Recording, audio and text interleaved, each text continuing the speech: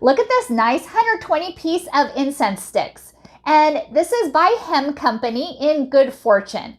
You're going to be receiving 20 incense in each flavor. And there's 6 different flavors. And this one is for gold silver. This one is silver rain. This is in gold rain. This one is called attracts money. This one calls money. And this is in good fortune. And they all smell fantastic. Let me show you how they work.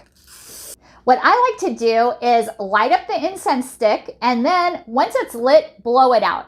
Then you're going to be putting it into your incense holder. And this is what it looks like. And then you blow it out. And then you put it in your incense burner.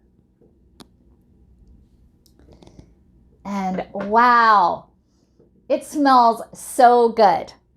This one is in Good Fortune, but I actually like all the different flavors. It just smells fantastic. Very relaxing too. Let me show you a close-up of what it looks like. So this is what one of the packages look like. And once you open it, there is a tube inside here which protects the incense. And inside it is where the incense is held. And this is what it looks like inside. Very nice, very good quality. And it just smells fantastic. I really like the fragrance and the long burn time. It burns about 35 to 45 minutes. Thank you so much for watching and hope you found this video helpful.